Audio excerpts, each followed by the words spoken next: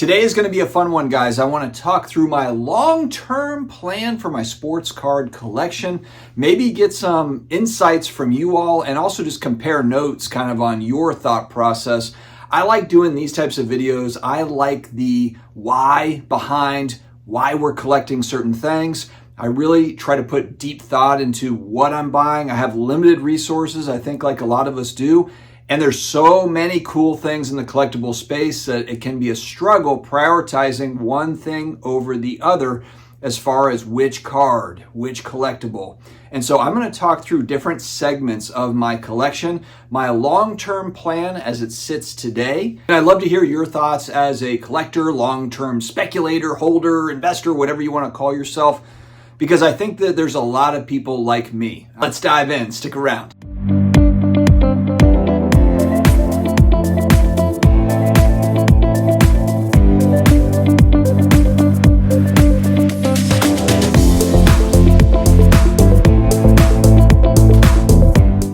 What's going on, sports card hobby family? You're here. It's another day. It's another sports card video. Alf, how are you?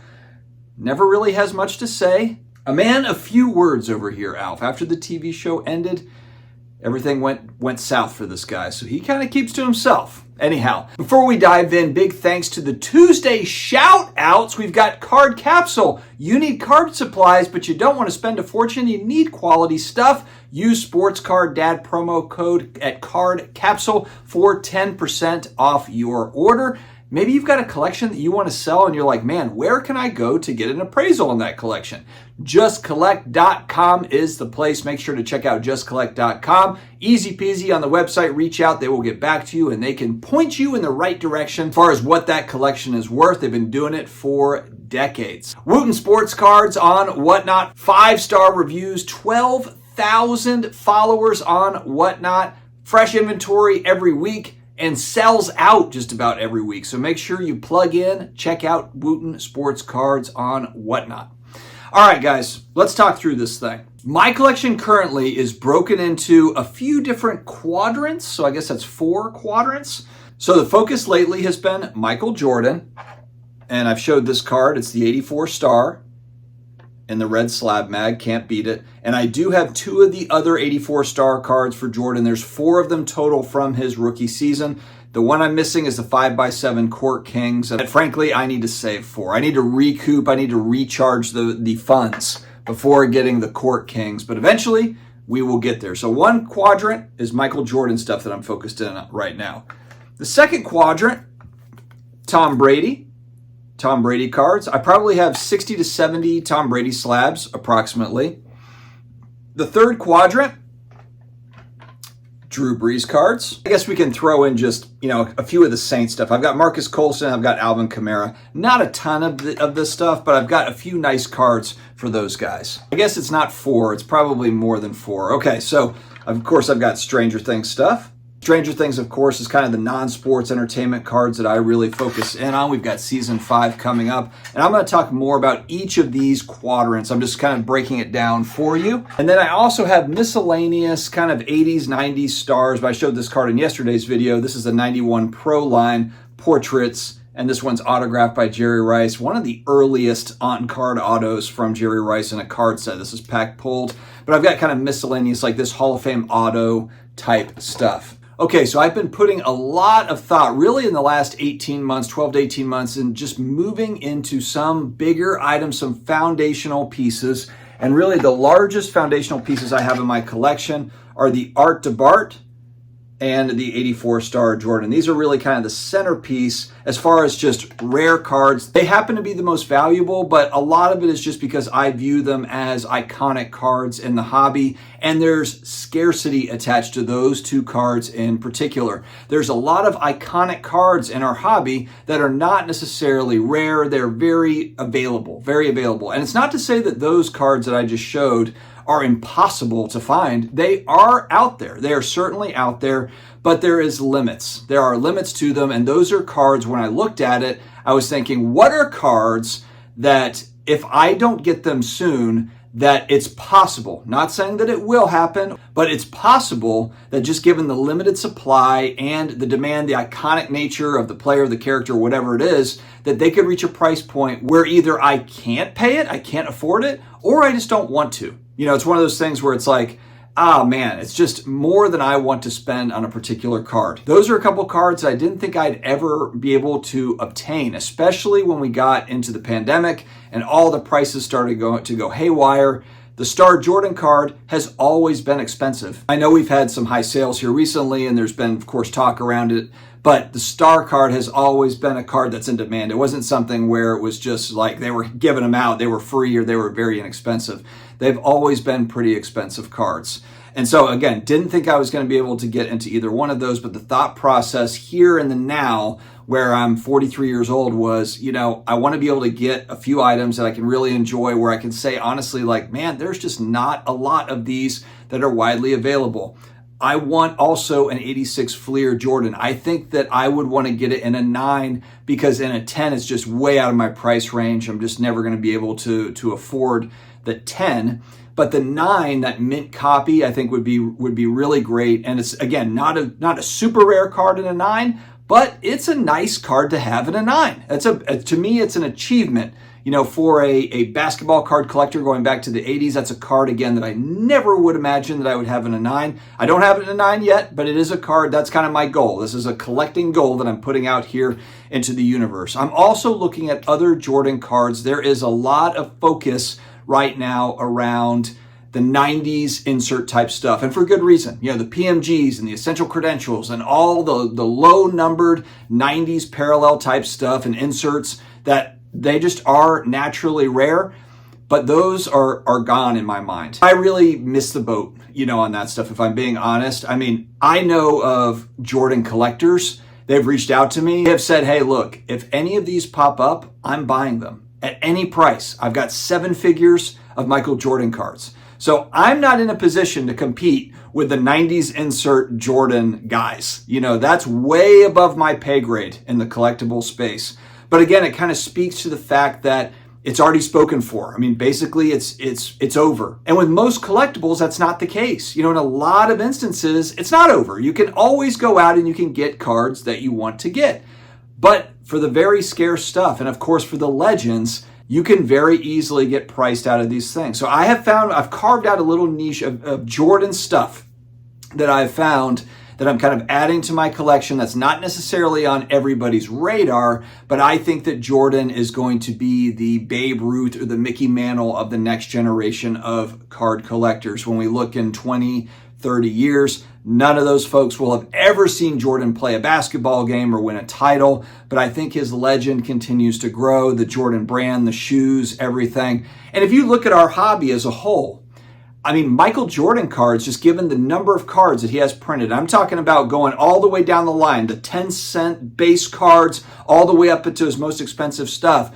I mean, he might have the most popular cards in the entire hobby. As far as one player that commands the most money that is pooled into our hobby and the cards that are purchased, Michael Jordan is probably number 1. He's got to be top 3 in our entire hobby. I know most people will think of, you know, Babe Ruth or Mantle or, you know, vintage players, but Jordan spans a few different generations and he's just more popular than a LeBron James. And I think that many are thinking, okay, well, LeBron and Kobe and those guys, as time goes on, they're going to have that same kind of legend around them that Jordan has now. And that could very well be true. Maybe, but I don't know. But to me, and maybe I'm biased because I watched Jordan first, so I didn't grow up idolizing Kobe or LeBron. Really, Kobe came after Jordan, and really Kobe's game was modeled after Jordan. Jordan is really the OG, and Kobe modeled his game. Watch Kobe play basketball. It's very, very similar to Michael Jordan, and he idolized Michael Jordan. So Michael Jordan is really kind of that OG guy. LeBron James coming in, he's built differently. he's just lasted longer than everybody else, and amazing player and all of that. So it's not taking away from LeBron, but Michael Jordan is the original. He is the first guy that really exploded the sports marketing machine. It was Michael Jordan. It was the Gatorade. It was the Hanes commercials. It was, Nike. It was all the stuff. First guy that had his own shoe line. I mean, the legend of the player along with the businessman and all the moves and everything else. I just think that Michael Jordan is going to go down as the all-timer as far as all of this stuff goes. All of the pop culture. Michael Jordan is just as part of pop culture cards as he is basketball. He was that important in the 1980s. And we had some huge figures in the 1980s. Mike Tyson and Michael Jackson. There was some huge Madonna. There was huge names in the 80s. Extremely famous people.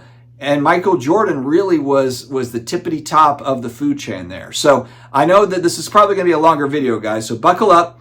But I've found a little niche in Jordan cards, and I've done throughout my entire channel. I will kind of explain that journey as I'm going on. I've started with Star, but there's also going to be some additional pickups, and it's not necessarily the 90s insert type stuff that you might see on IG, or you might see it all over YouTube. It's not necessarily the stuff that the Jordan collectors are focusing on and that you will see. I want to zag a little bit, but there are some opportunities, I think, out there for long-term holds. And again, that's another part of what we're talking about here. This is an example of a card, that 84 Star, and really the Jordan cards I'm picking up.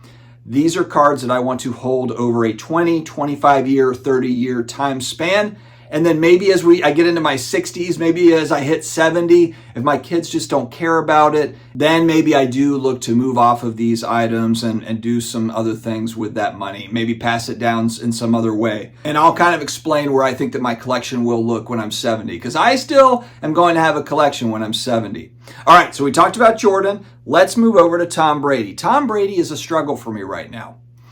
Let me explain why that is. So most of my cards, I've moved off of a lot of kind of the more routine rookie cards for Tom Brady. I think that I am going to move off of, I've got a metal, I've got a few of the upper deck rookie cards, but they're not in 9s or 10s or anything. They're not cards that I can't get back. And so I'm looking at the rookie cards I have for Brady, and I'm just thinking, do I want to consolidate into a larger Brady card as opposed to having, a lot of kind of smaller cards? And I've been doing that with other things, so why wouldn't I maybe do that with Tom Brady? Part of the issue I have with that, though, is I really love the Prism products from 2012 coming up into 2019. He became a buck in 2020, and that's also when print runs went crazy. So I don't have any Tom Brady that's 2020 or newer, and I don't want any. I don't want any Buck stuff because I'm a Saints fan. And then also, I just feel like it's kind of a waste. Once they got into 2020 product, then you have a zillion parallels, nothing special in any of that stuff.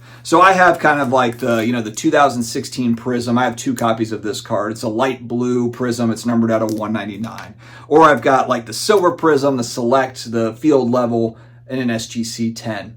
I just really enjoy the products. I love how the cards look. So for Tom Brady right now, I don't necessarily have the Contenders Rookie Auto or any kind of a special, the SP Authentic Rookie. And I've thought about it, maybe I do want to consolidate up into that card, but then I think, do I want to give up, maybe the 40 or 50 Panini slabs that I've got, different kind of parallels that I really enjoy, to get into that maybe better card, the better single card or a couple of cards? And I just don't think that I'm ready to do that yet.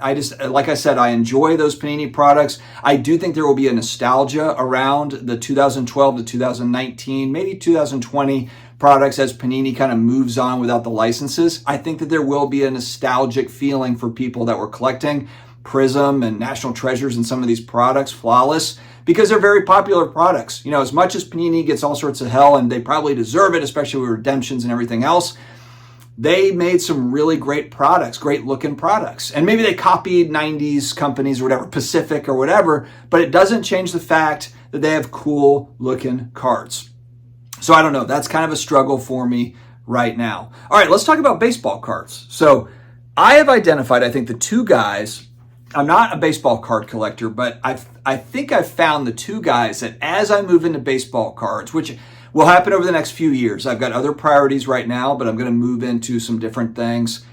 But here's kind of where my thought process is. The 2 guys I really want to focus on are Willie Mays and Barry Bonds, his godson. I like the connection here. I like the story. The more I've learned about Willie Mays since he's passed away, the more I really like this guy. And I understand there's probably a lot of these guys, Jackie Robinson. I know guys that collect Jackie Robinson for all the things that he did and had to endure in baseball. Willie Mays, to me, when I watch and I learn more about this guy, he's just so damn impressive and on every level. I mean, there's so much that guy went through, played through, and just the toughness and the leadership that this guy showed is incredible. And frankly, I'm not a baseball guy, so I know baseball fans and card collectors, you can think I'm an idiot, and that's fine. I'm not a baseball expert, but I do think when I just look at the numbers, I look at history, I think that Willie Mays is the greatest baseball player of all time. I really don't think that there's another player that's better than him. If we're just looking at the full package, I think it's Willie Mays. And so Willie is the guy that I want to focus on, but I want to give it some time. And there's a few reasons, and the same with Barry Bonds. I want to give it some time. A big part of why I want to give it some time is the cards that I want are going to be expensive, I think, for Mays for the next good little while.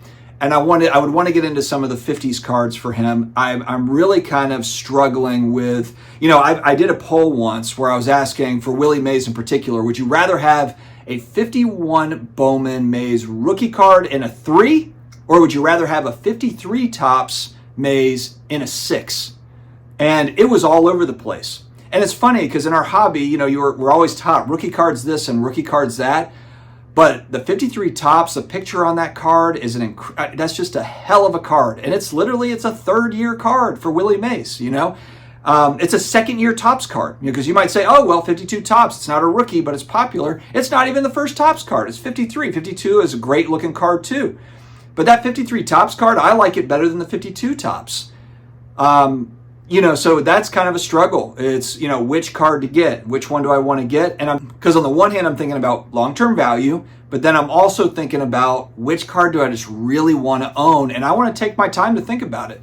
My buddy Flippin' Steve got a 51 Bowman Mays. It's a hell of a card. I love that card. I love the Bowman cards. I have an Otto Graham rookie for 1950. On the football side, of course, they're smaller cards. Those cards just feel very vintage. I just love those early Bowman cards. The 48 Leaf Jackie Robinson. It's another huge card. And then there's a part of me, it's like, do I want to buy, in volume Willie Mays, or do I want to just save up and get, a couple cards, 51 Bowman and 53 Topps? These are always kind of the tough decisions I think that we all have to make. And then of course, lower grade or mid grade. I'll never have a high grade. It's just way out of my price range. For Mays, I'm going to have to make some decisions, obviously. For Barry Bonds, again, I would really like to have a couple of nice Bonds cards. My buddy DPZ has got a couple of really nice Barry Bonds cards. And again, I don't know if that's a player. I don't know if I want to have 50 nice Bonds cards. I probably just want to have a few, but man, I want those few to be just awesome Bonds cards. And I know the PEDs and everything else. I mean, this is one of my favorite cards of all time, just because of the memories that I have as a kid, seeing this in the card shop when it was the Killer Bees with Barry Bonds and Bobby Bonilla and those Pirates. There was something too about just the yellow and black color scheme that was cool. I don't know. There's just something about Bonds during that time. And he's just a very important figure in the hobby. Mark McGwire also, when he was with the A's, I mean, that was just a very important time. Even Jose Canseco, he's crazy now and everyone laughs at Jose Canseco, but Jose Canseco and Mark McGwire and all these guys, they were huge for baseball. I mean, get PEDs or no PEDs, I don't know if baseball would have been anywhere near as popular if it wasn't for Jose Canseco, Mark McGwire, Barry Bonds, Bobby, these guys were unbelievable. So with Bonds, again, another guy I would like to have a few nice cards of as I move through the years. Drew Brees. Obviously, I'm a diehard New Orleans Saints fan, season ticket holder. He's the greatest New Orleans Saint to ever play. Probably will always be the greatest Saint to ever play. The best card, my favorite card that I have of Brees is the Black Refractor. It's numbered out of 100, and it's got the on-card auto, and it's inscribed Cool Brees. There's, of course, some talk about these types of cards as to, is this good? Do you like these or not? Of course, this is not pack pulled, and I've had people say, this card wasn't intended to be signed, so I don't really like it as much. And I do understand that viewpoint, and I respect it. And I do think it's gotten a little bit out of hand. Now we've got on-card autos for everything, and I think that they're fun collectibles, and I think that people are just looking to differentiate cards, especially when you have like an 89 Upper Deck Ken Griffey Jr. card, where there's a zillion of them. Well, if he signed it, and then if he signed it, the kid or whatever, like if there's a cool inscription, then it differentiates that copy from all the other copies, and that's what I love about this card. To me, this is Breeze's best rookie card. I know he's got the Contenders Auto, which many would say that would be his best, but it's a sticker auto. It's not as visually appealing. And so this is my favorite Breeze card. This will be a long-term hold. This one, I think this one's going to go to my kids whether they even want it or not. This might be one that hits the auction block like when I'm gone and I don't know it and I'm mad about it, but I just don't see why I would move off of this, even when I'm 70. I think this will be the one that I'm probably just in my wheelchair just staring at in retirement. Of course, Stranger Things, one of my family's all-time favorite shows. We watch it together. We've got season 5 coming up. It is Netflix's most successful show they've ever made in their, 25-year history original series. It's the most popular show that they have ever created on their platform is Stranger Things. I think it will spin off. I think there will be a Stranger Things universe. I think they'll come back in 10, 15, 20 years and do more of this. And I really respect the Duffer Brothers a lot. They're actually from Durham, which is right down the road from where I live here in the Raleigh-Durham area. And they're next working on a Stephen King series. I'm a big 80s scary movie guy, buff, so I really appreciate this genre. And Stranger Things has a limited number of sets. They've maybe got 5 or 6 sets in total. And the autographs are the big chase. They're numbered to 10, to 25, to 50. Sometimes they've got orange to 99. Sometimes they have the 1/1 gold if you can ever find them. But they're all very extremely limited. So I'm really focused on collecting the blue autos. And I do have autos for all the other, the colors, the green, the oranges, and the purples, and all the other stuff. And I've got a lot of duplicates of those as well. They don't pop up very much. If I'm just looking at, these 2 cards in particular, I've only ever seen 2 copies of this one out of 10, and I've never seen another blue hopper from season 1.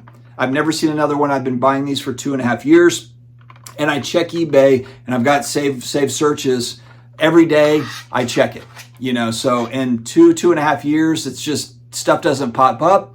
And the thing that I like about the Stranger Things cards is they're still inexpensive. They're rare, and they're not on anybody's radar, so I'm able to get them at a very reasonable price, especially compared to sports cards. So for me, those blues out of 10, and there's another set where the blues are out of 11. I'm gonna have kind of my long-term PC, it's gonna be all the blues. And I will sell off some of the duplicates that I've got to help kind of pay for the final collection, pay for the blues. And I think that's kind of the idea behind collecting cards. I've done pretty well to be able to get in early enough to where I can resell some of the duplicates, make a few bucks, and it's helping to kind of pay for these long-term holds. And I think that's what a lot of people are trying to do. I don't think I'm unique in that way whatsoever. And so those are the main quadrants of my long-term holds. So I'm still trying to find my way as far as do I want to consolidate some of the stuff, especially when we're talking about Tom Brady, consolidate into 1 or 2 really nice Brady cards. But again, I really enjoy those Prism products, and I've got Topps Chrome, and I've got Bowman copies, and it might be 10th year refractors and parallels, but I still really, really enjoy it.